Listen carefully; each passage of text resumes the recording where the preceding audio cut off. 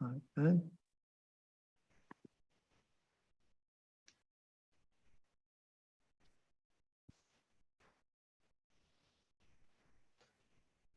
Right. Yes. Good evening, everyone. So we begin with the usual prayer. Heavenly King, Comforter, Spirit of Truth, Heart, everywhere present and fills all things, treasury of blessings and giver of life, come and abide in us, cleanse us from every impurity and save our souls from evil. Now, we've got quite a special meeting today. I'll first of all tell you what's on the menu. And so we've got a couple of topics, and it's going to be quite different to what we have had in recent weeks and months, actually, because we haven't had a guest speaker for a while. But tonight we do have a guest speaker, and I'll introduce him in a minute. But first, I'll tell you what to expect. So first of all, I'm going to introduce Father John. Then he'll present his talk on the saints of Britain. Then we'll have any questions.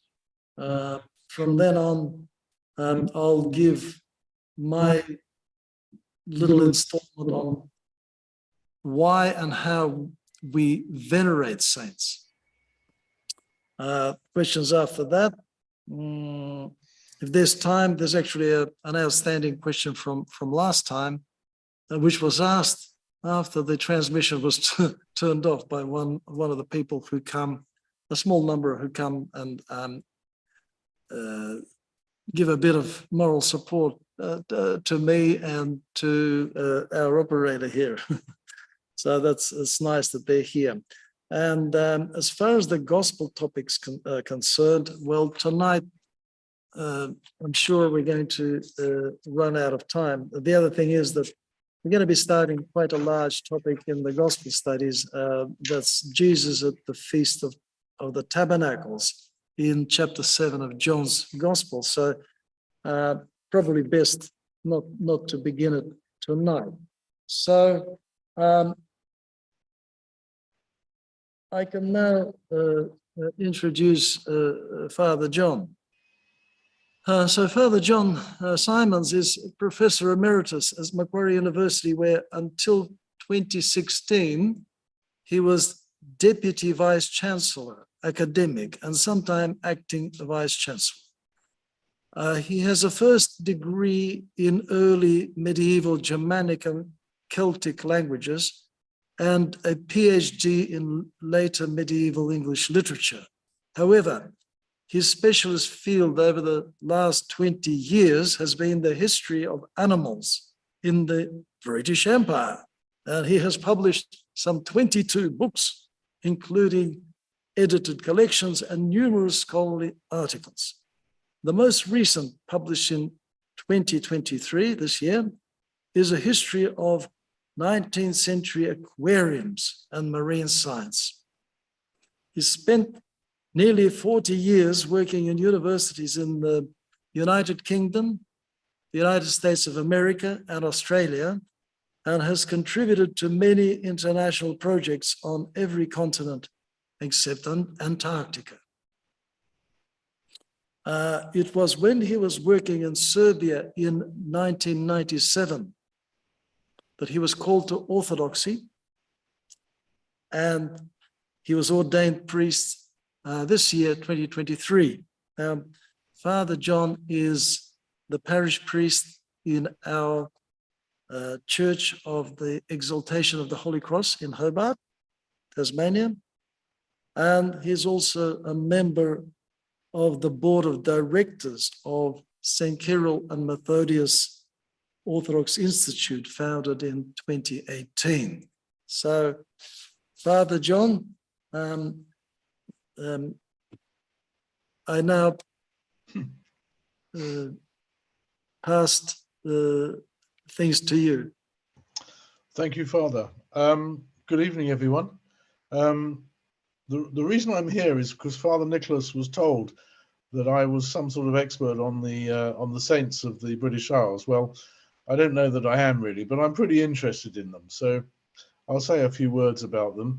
and I'll leave some time for questions. What I intend to do is to talk through some of the features of orthodoxy in Britain, in early Britain, and then I'm going to hang the talk around some icons that over the years I've had painted for me of English saints, and to go through some of the features of them, because I think that they will enable you to get some sense of the different varieties of saints that existed during the long period during which England and Britain was Orthodox. And I have to say, I'm pretty clear that I am English, and I'll be mainly talking about the English saints.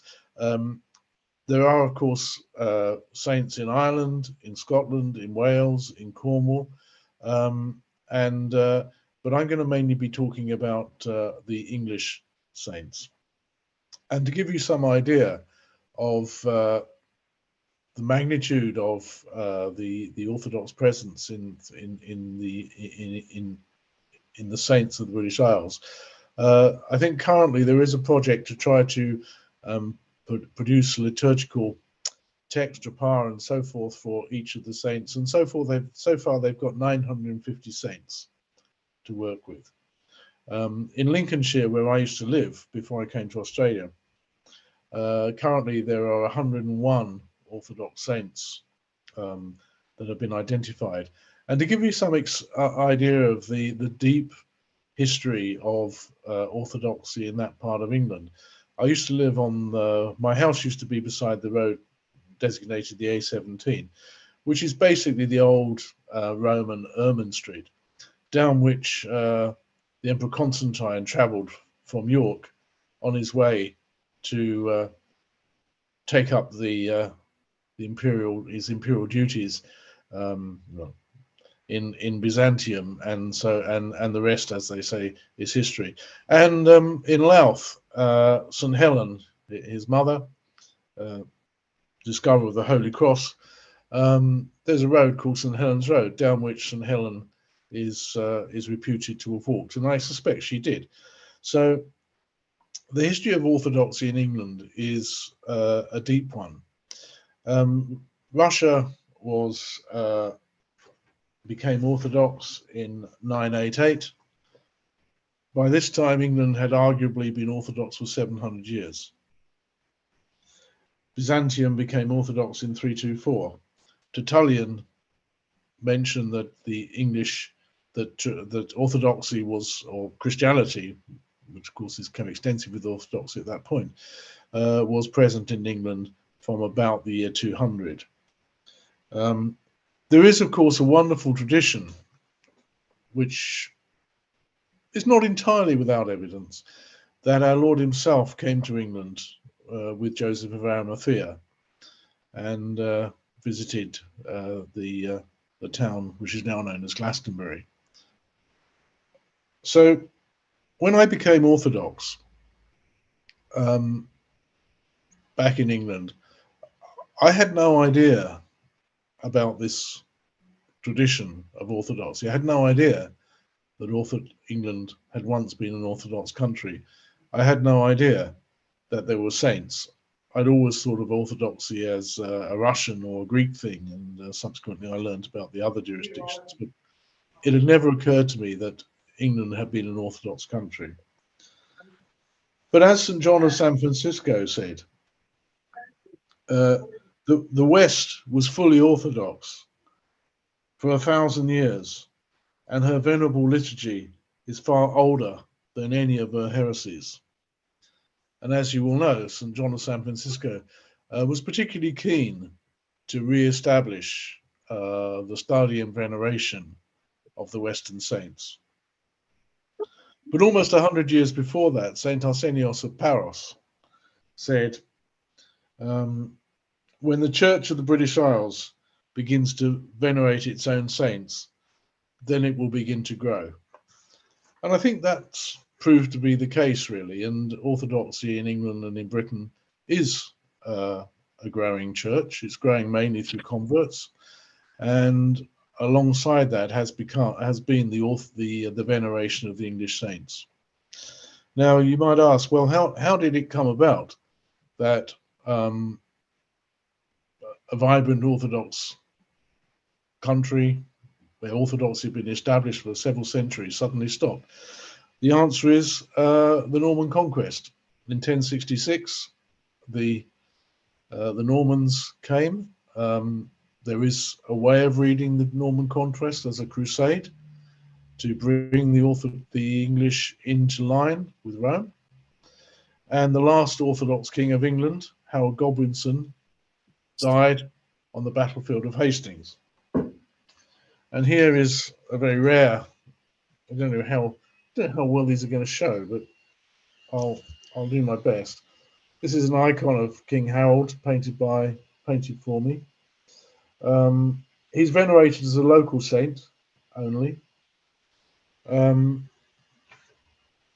After he died, his daughter Gutha went to Kiev, where she married Vladimir II, and from her derived a whole Orthodox dynasty.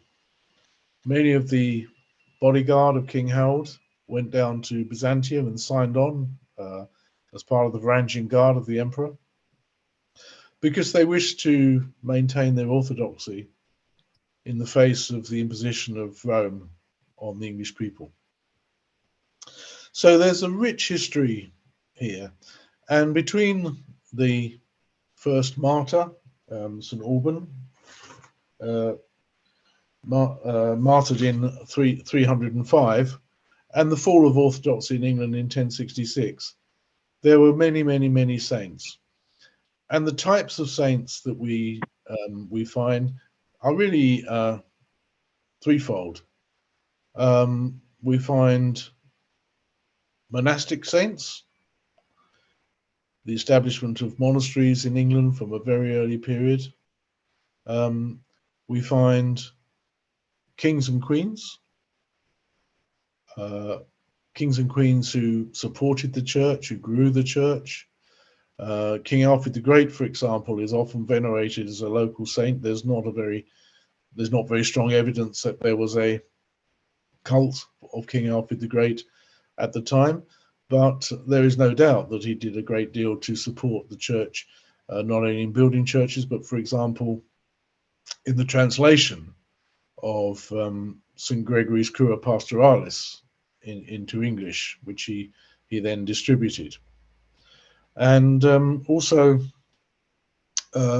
we see hermits. So it's a very typical pattern, really, of Orthodox sainthood.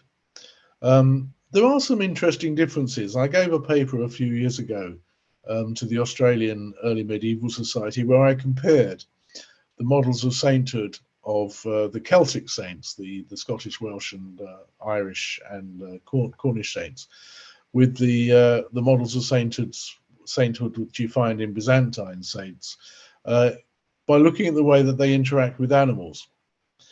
And it's interesting to note that in the Celtic tradition, in the British tradition, sanctity is often identified by the fact that an animal, the saint does something for an animal. St. Kevin of Glendalough, for example, who allowed a blackbird to nest in his hand and stood for a whole season while the blackbird's life cycle played out in his hand, as opposed to the Byzantine model, where sanctity is often seen when an animal in some way recognizes the saint and does something for it. Lions carrying burdens, very good example, or lions acting as animals to ride on. But the point I'm really trying to make is that although you find in the British Isles, in England, in the Celtic countries, the same variety of saints that you find in the Orthodox world at large, the ways in which sanctity was modelled appears to have been somewhat different, which is wholly consistent, of course, with the plurality of the way that we think about the world, and also, of course, with the relative remoteness of Britain from the rest of the Celtic, the rest of the Orthodox world. Although at the same time, you find the presence of British saints and scholars in the European Orthodox countries. For example, when I was an undergraduate, I studied early medieval Irish. And the way you study early medieval Irish to start with, before you get on to the big sagas, is to look at the marginal glosses which were written in grammatical and theological textbooks in European monasteries, and particularly some of the Swiss monasteries up in the mountains.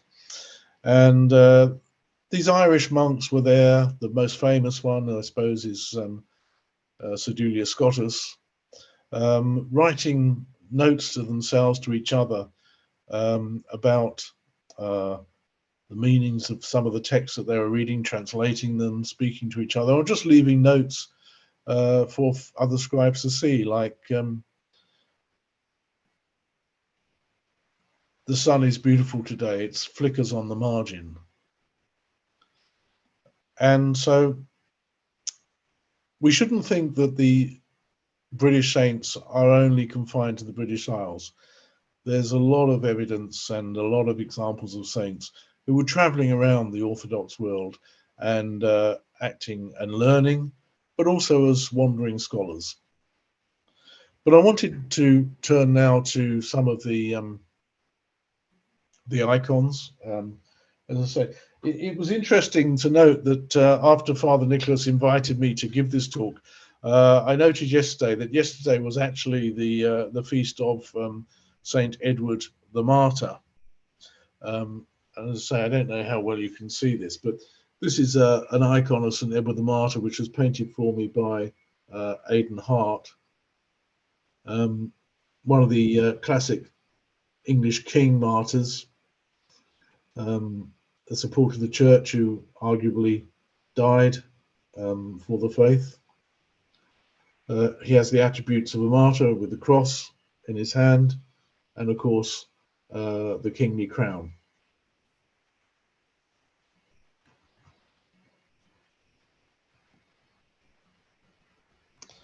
Another English king saint, and he's one who is currently there's a very strong movement to replace St. George as the patron saint of England by St. Edmund. This is another icon painted for me by Aidan Hart. Again, it shows St. Edmund's, he has the martyr's cross, but it's made of arrows. St. Edmund was martyred by being peppered with arrows by Vikings, because we must remember that although England was well established as a Christian kingdom, it was beset by pagan enemies, most notably the Scandinavians. And so St. Edmund's martyr's cross is made from broken arrows. Another example of a Christian king supporting the church.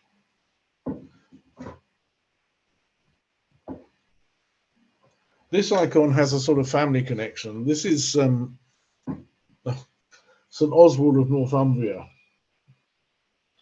Now, I don't know whether you can see, but this is an icon painted for me by a lady called Helen McEldowie Jenkins. And it's St. Oswald preaching in the church in Grasmere, in the Lake District. And in the background, you can see the lakes and the mountains. And at his feet are the daffodils, which still grow in Grasmere churchyard. I commissioned that icon. My wife comes from Grasmere. Her family comes from Grasmere. Her family are buried in Grasmere churchyard in graves going back to the 16th century, which probably means that there are other members of the family buried there in unmarked graves from way before that. So I'm pretty sure that some of her family were probably actually in the audience listening to St. Oswald preach. And St. Oswald is a very good example. Again, he's a king of the Saxon kingdom of Northumbria, a supporter of the church, a grower of the church. The early church in England was very, very dependent on the patronage and the support of the local monarchs. Because remember, England at that point was a series of smaller Saxon kingdoms, Anglo-Saxon kingdoms. So the local kings it was very important that the local king supported the monastic foundations, built churches, and that is how so many of our early saints were actually kings and queens. And St. Oswald was unusual because, of course, whereas many of them, like King Alfred, I guess, were content to be patrons, to encourage scholarship, to encourage building, St. Oswald himself involved himself in actually preaching the gospel. And as I say, this is an icon of him preaching in Grasmere. The final icon I want to show you is of St. Hilda of Whitby, an abbess, a female saint. She has her attributes. She's got Whitby Abbey in her hand. On the end of her crozier, she's got an ammonite, and I'll explain that in a moment. And at her feet, there are a seagull and a goose. So St. Hilda founded Whitby Abbey. She was the abbess there. And among other things, she ordered the geese that used to flock there not to eat the monastery's corn. And she ordered the seagulls that used to flock there not to fly over the monastery while there were services going on, because, as you probably know, seagulls make a great deal of noise. And the reason that she has an ammonite is that she was one of those saints who was very potent against snakes. And she turned snakes into stone. And Whitby, some of you may know, is on what's called the Fossil Coast of Britain. It's an area of the coastline of Britain which is absolutely covered with fossils, and basically the early science of paleontology was really developed on those parts of that coastline. And so ammonites are very common, and it was assumed in the Middle Ages, no one really knew what they were, of course, that they must be the stones, they must be the snakes that St. Hilda had turned into stone. And I actually and things were made called snake stones, whereby ammonites had little snake's head carved on them. And I've actually got one, but it won't show at all in this. And these were sold as pilgrim tokens to people coming to Whitby Abbey to venerate and to remember St. Hilda. So this is another model of sainthood. This is the model of the devout monk or nun, usually, but not always, someone who has responsibility for the running of a convent, for the leadership of a monastery or a convent, and whose reputation for sanctity and his miracles were over the years sufficient to cause them to be recognized as saints. There are also, of course, saints who are hermits. A good example of a saint who is hermit, a Welsh saint, rather lovely saint actually, Saint Melangell, who still has a shrine down in the in a remote part of Wales, and she's often shown with a hare.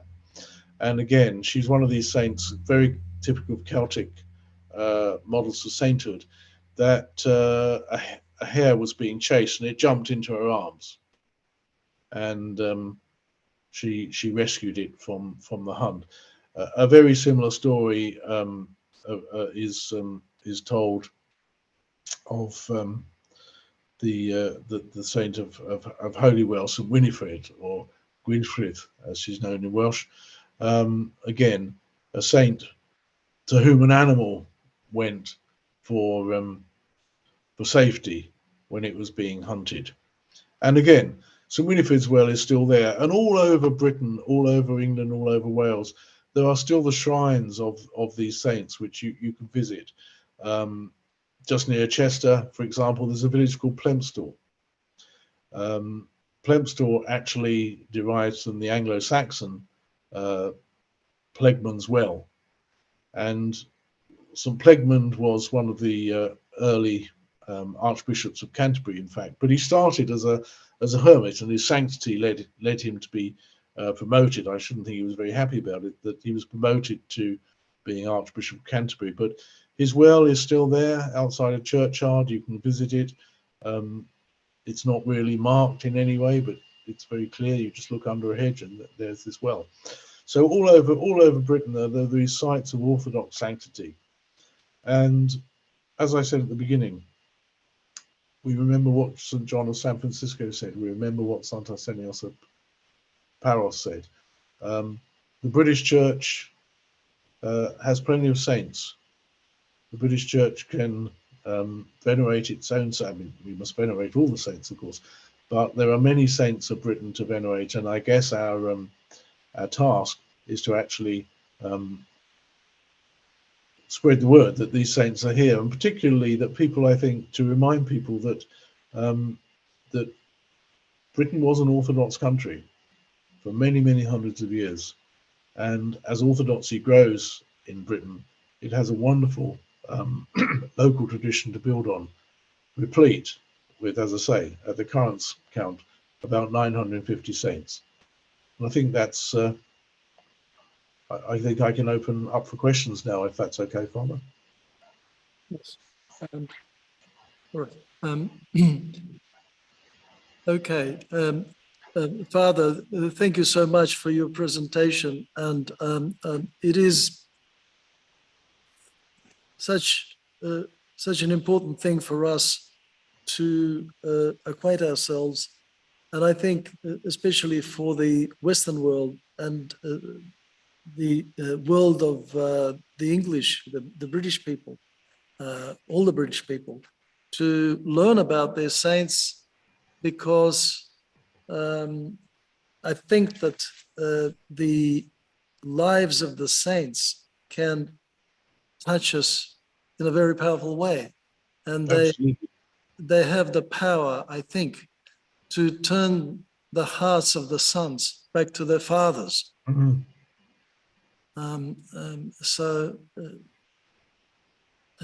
Thank you again, Father. I've noticed that this mode of presenting talks online does not generate No. all that much questions, because I think people feel a little bit self-conscious. Absolutely. Realizing that this will be watched by a couple of hundred people. Yeah. Now we've got some people here in this small audience inside the church. We're a bit to the side tonight because I haven't put away a baptismal font in the middle of the church. We had a christening this mid-afternoon. Would anyone like to ask Father a question? Jeff, you have a question. Can you please speak up? So this is my English saint. Yes. Saint Kilfield. He was with the Venerable Bede. Jeffrey here has this an little icon of Saint Gilfrith. Is that? Yes. Is it showing? Only just, Father. Only just. Only just? Yes. Mm. I can recognize. Yeah. Oh, yeah. That's better. Yes. Better? Okay. Yes. Yeah. Saint Gilfrith. Gilfrith. Yeah. Yes. So this is Jeffrey's saint. So you actually have someone as an English saint. My name is that from an English saint. And Jeffrey is Yes, that's well. the English, So, that's the more modern. That's the more modern version of the name. Yeah. All right. All right. Any questions from other? You have a question, Larry?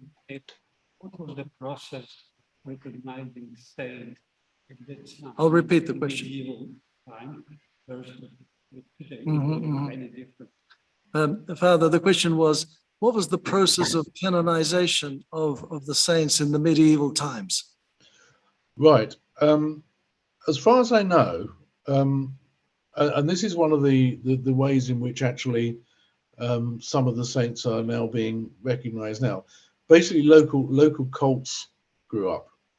So as far as I understand, there was no central authority which actually regulated canonization, but rather local cults grew up.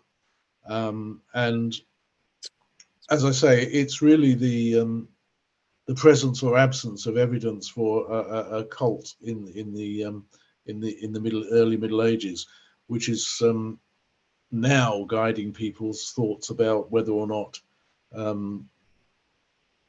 we should venerate particular people as saints. I mean, King Alfred the Great is a very good example, because although you will see icons of Saint Alfred the Great, and I have no problem with thinking about him as Saint Alfred the Great, there isn't actually any evidence of an early cult of King Alfred, whereas with King Harold, who is only venerated locally now in England, and is by no means generally accepted as a saint, there is some little evidence actually that there was a cult of King Harold early.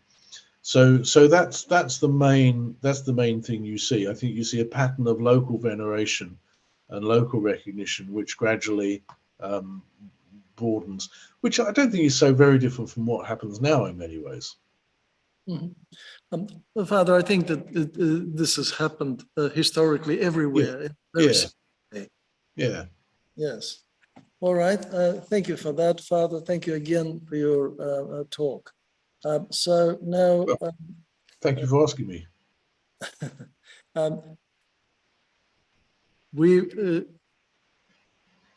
Father, I will be speaking to you about further presentations in the future. So okay, this is just an entree. Okay, well, next time choose something I know something about. All right. All right. Okay. Okay. So I said that I would talk about why and how the church venerates the saints. So I begin with this statement that the saints show us the reality of God, the reality of Jesus Christ. It's the most important aspect of why we, the church, venerate saints. Wonderful is God in his saints, the God of Israel. That a verse from the Psalms says it all. So now I've said, and I've quoted the Austrian philosopher Ludwig Wittgenstein a couple of times in the past in church. Now, when he fled to England during the 30s, escaping the Nazis, he was teaching philosophy, and he conducted a summer school for some of the students. And this summer school, this set of lectures was on religion, but in a very broad way. And he's attributed with this statement. He said, "Nobody can prove anything to me about God just by talking to me about him. But if I meet a person who lives God, I'm prepared to listen." And this really sums up what the saints are about, because they speak about God, and they, when, or rather, if we get to the point, the second part of my talk, which is, how we venerate the saints. Well, they speak to us in different ways. But first, let's have a look at why we venerate saints. So this is my starting point. Now, in a very different way, when we look at cultured intellectuals, religion to them seems at best to be a grand perhaps, or on the other side of the spectrum, an impossible zealotry or fundamentalism. At least this is the sort of message that I got recently, and I haven't fully read this book yet, but I've been reading, I mentioned it today in the sermon, a book by a retired liberal Jewish rabbi, David Goldberg, right? And he says that in the last 20 years or so, he says that the educated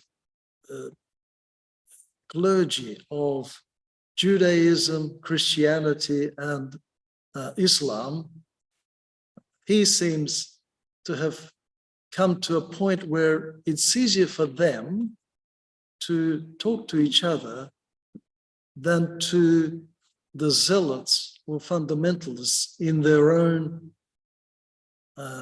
environment.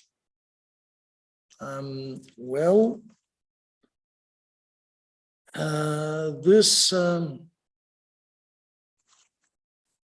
says something about the level of faith, or rather, the diminishing level of faith among modern educated religious people. So let me just read to you a couple of sentences from his book. There's page 150 here. So I quote, "At my former rabbinic college, homiletics, the craft of learning to preach competently, is now an elective course. But spirituality, in inverted commas, whatever that means, is a syllabus requirement. As the great Talmudic scholar Saul Lieberman said mischievously when introducing at the Hebrew University in Jerusalem his friend Gershom Scholem's series of lectures, which would become the celebrated book Major Trends in Jewish Mysticism. And now I quote, or rather he quotes Saul Lieberman, who says, "Nonsense, when all is said and done, is still nonsense. But the study of nonsense, that's scholarship." So this is just to give you the flavor of how modern, educated, religious people can talk, even about their own religion. So this is why it's important for us in the church to be aware and to be in touch with those people who really live God, not just talk about him, because talking about him can lead us into statements like that, or that sort of spirit. So yes, I'd like to share something with you. I'm slowly trying to write a book suggested to me by my younger sister, Abasana. Now he's a metropolitan, but at that time he was an archimandrite. Tikhon Shevkunov, was actually visited our church with a couple of bishops and the big choir of the Sretinsky monastery. Now, he published a book now over 10 years ago, been translated into English. It's called Everyday Saints. Now, it's very popular in Russia, and I think it's quite popular in the English translation. So she says, you need to write something like that about the saints, or sorry, everyday saints of our diaspora. Okay, so people in Australia, New Zealand, maybe America, there's lots of them. Okay, so I've actually written a number of books, but I'd like to share just one story with you to see how that one story, and this is, of course, just a story about an ordinary human being, a pious Christian, yes. The story goes like this. He was born in the area between the rivers, where the rivers Volga and Don in Russia come close together. There's actually, in the Soviet times, they built a canal there. So it's from the Don Cossack sort of homeland. So he shared a number of really interesting stories about the way that they lived in a very patriarchal way. Or actually, it was matriarchal, because they lived in a house ruled by his great-grandmother. All right, fascinating. I'll mention that. I already have that written in draft form. But I'd like to mention just a few facts about his life, which I think should touch the heart of anybody who is looking for God. So his story goes that at the age of 15, it was the Russian Civil War was just spread like fire, and so their village, their Cossack village, was visited by a group of red guerrillas, partisans. And because they had the biggest house, the officer and his chiefs with him stayed in their house, and they parked a cart loaded with, he said, mostly rusty old rifles. But there was one beautiful new gun there. And he was 15, he saw this gun, I thought, I'm going to pinch that. So when it got dark, he snuck out of his room, went to the cart, and took the gun out and hid it under his bed. Now, in the morning, of course, they got up, they saw that the gun wasn't there. So the officer said to their political commissar, he says, oh, they quickly found where the gun was. They searched the house, and there it was under his bed. So he asked the commissar, it was like a spiritual father, a communist spiritual father. So what shall we do with this lad? And the commissar said, oh, just shoot him. So he said, the whole village went along this gully where they were going to shoot him. And he said, my mother was walking behind me. She was bawling her eyes out. Can you imagine? How a mother would feel that her son would be executed in minutes. Suddenly, some high-level red commander rode past on his horse, says, what's this procession about? And the officer explained. He says, oh, just let the kid go. What's the matter with you? So they let him go. He said, my mother grabbed me by the ear, took me home, and she started beating me with an iron poker. And I said, it would have been better if I was shot, because it was so humiliating for him. Now, that's him at 15. Move forward to 1942. The Germans were advancing through the south of Russia. And first of all, the planes came, they bombed the city that's now called Volgograd. Now, it used to be called Stalingrad. There was a big battle there. So his house got a direct hit. He left the house to go to work. His family was wiped out. His wife and 2 children, boom, direct hit. He came to them, just saw a big hole in the ground. Now, then the Germans came closer, and there were lots of refugees.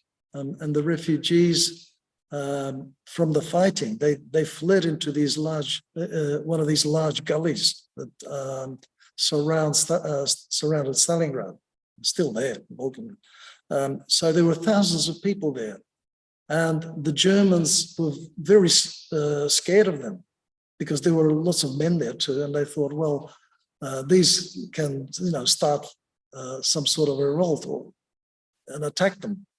So that what they decided to do was to divide the men from the women, count them in lots of 100, and just shoot them, just mow them down from machine guns. So he said, I'm talking about a man by the name of Mikhail Nikolaevich Kalinin, Michael Kalinin. So he said they shot 2 lots of 100. I was in the 3rd lot. At that time, the Soviet Air Force attacked, and everybody started running. The Germans were overwhelmed, At any rate, he was still arrested by the Germans, and instead of being shot, they took him to Germany, as thousands upon thousands, millions of people worked as like slave labor, forced laborers in Germany in the war industry. Some of our former parishioners were, taken as young girls, especially to work in the factories. So he was a mechanic, so he worked in this large military establishment, a large workshop. He was working under a truck, a big military truck, and it was the end of the war. Petrol or gasoline for Americans. You know the word petrol? Okay. Was right by the truck. There was a large jerry can of petrol by the truck. He was working underneath, and there was a German soldier patrolling. So, lo and behold, suddenly the petrol disappears. The jerry can just grows legs. He didn't see that. The soldier comes up and says, "Where's the petrol?" He says, "Well, I've been under working under the truck. What do you expect?" He says, "Come with me." So I went into the inside the warehouse, or the workshop. He tied a noose around his neck, put him on a chair, tied the noose up, and he was ready to kick the chair when suddenly a German officer walks in and says, "What are you doing?" So he told him that the German soldier told him the story. He says, he stole petrol. He says, "Okay, you put the life of a man, on the scales, together with a jerry can. Okay, just take him off." Okay, so this is just how God looks after the people who have a relationship with him. Now, I used to fly to Auckland, where this man was the warden, and he would meet me, pick me up, take me to his house, where his wife would cook and look after it. They were a wonderful elderly couple. I'm not, unfortunately, I see that the time is racing. I can't tell you all, some of the nice bits, but I'll tell you this, that they used to give me one of the second bedroom there that wasn't used, and they were in the next. Whenever he did his morning and evening prayers, I could hear him praying. And it was when he prayed, it was like he was talking to Christ, the Mother of God, who were in that room. It was so powerful, and the way he spoke, that there was absolutely no doubt that Christ was there, and the Mother of God, St. Nicholas, and all the saints. Well, they just came in, they were talking. He was talking to them, and they were listening to him. It was like that. So this is the sort of person that God looks after. And I mean, in my collection of everyday saints, I have people like the wonderful Bishop of Melbourne that we had. Unfortunately, we lost because after St. John, whom Father John quoted, St. John Maximovich, died in 1966, he already knew who to ask for to replace him. So he had his hand in it. And unfortunately, our community here in Melbourne lost Bishop Anthony Medvedev, who was a holy man. He was a holy man. Yes, I unfortunately I can't share some of the stories about him now, but I need to do some work on it. But yeah, and there are other people like that. So in the church, there are always, living contacts with people of great faith, and who are like the saints. Most of the saints, of course, are not canonized. The canonized saints are only the tip of the iceberg. But there's a huge number of, Alexander Solzhenitsyn has a wonderful story. It's called Matryona's Yard. It's just about an old woman. She seemed to have been, unremarkable. But when she died, suddenly everyone felt that there was a huge gaping hole in their life because she was so special, right? These are people who touch the hearts of Christians, of believers, and make God real. They make Christ real. Okay, so I'll just say a few more things that connect this, to the Gospels. For instance, as the Lord finishes with his disciples at the mystical supper, and he walks towards the Garden of Gethsemane, he stops at the Jerusalem bank of the Kedron stream, and he says his high priestly prayer. But before he says that prayer, he talks to his disciples along the way.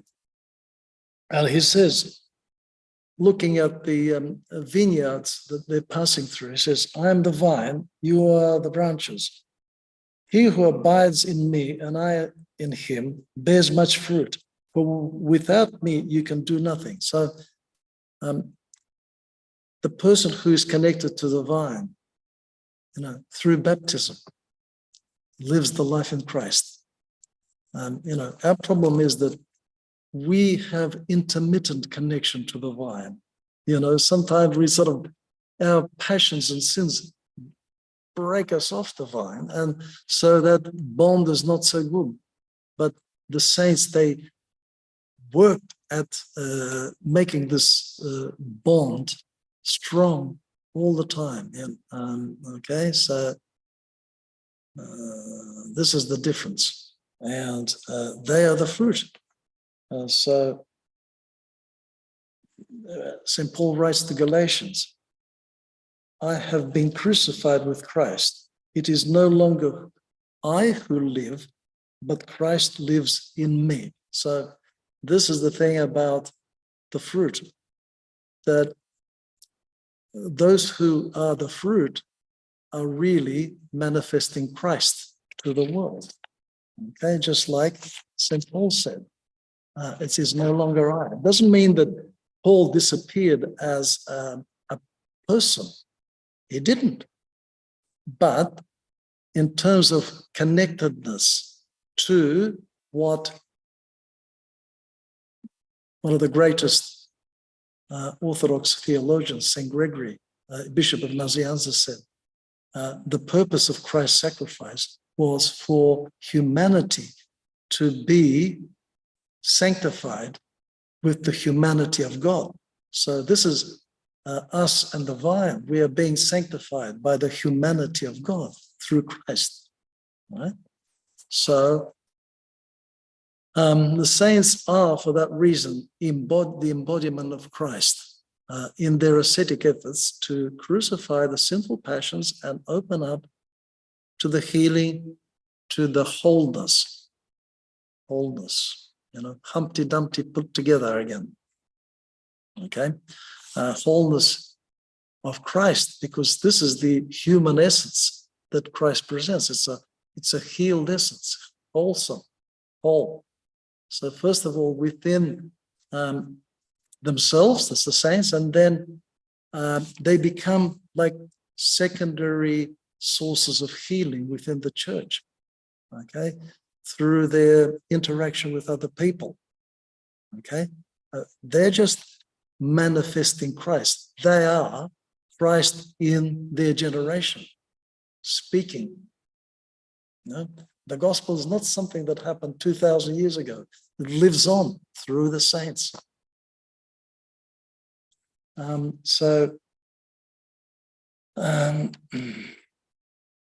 Jesus Christ glorifies the saints. He wants them to be known as teachers of faith and life. And in his high priestly prayer that I mentioned, he says to the Father, he says, Father, the glory that you gave me, I gave them.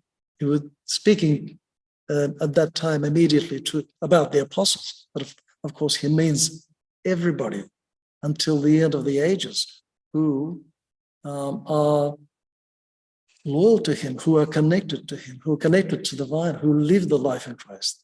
They live the life of the church. Okay, so this is where you get, and I've been fortunate in having had contact with people, beginning with my spiritual father, who died in 1975 when I was a young man and I just finished university at that time. And he directed me towards seminary when I said, well, why should I go to seminary? I don't want to be a priest. Okay, there's people like that. And then people whom I met there, some of the old monks, very special, very whole, saintly in that sense, right? They're not glorified, they're not canonized, they're everyday saints, as Father and now Metropolitan Tikhon puts it. But yes.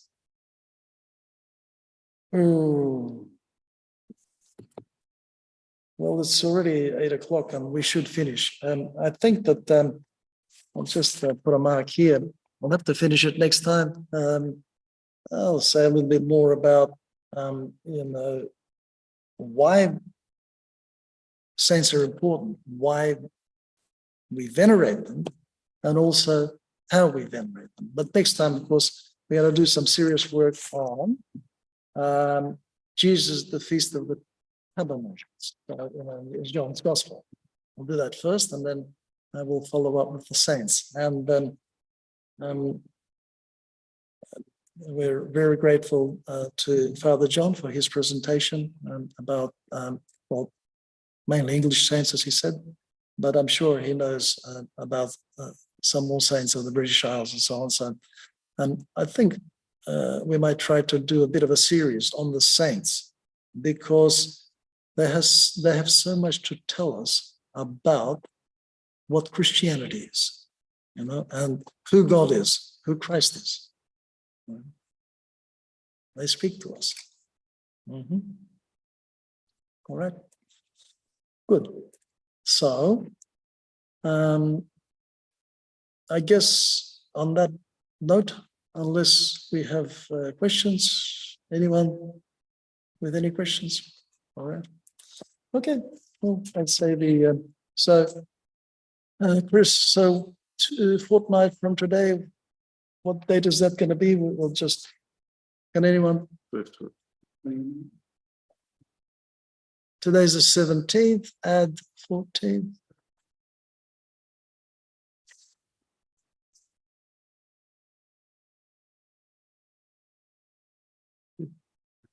What's the date again? 1st of October. 1st of October. 1st of October, yes. Okay, of course. 30 days in September. Yes. 30 days in September, so 1st of October, God willing, we'll have our next session and continue with the gospel studies and some more about the saints. All right, so it is truly meet to bless the Theotokos, ever blessed and most pure, the mother of our God, more honorable than the cherubim, beyond compare more glorious than the seraphim, who without corruption gave us birth to God, the Word, the very Theotokos, be that we magnify. Good evening, everyone. Good evening, Father John.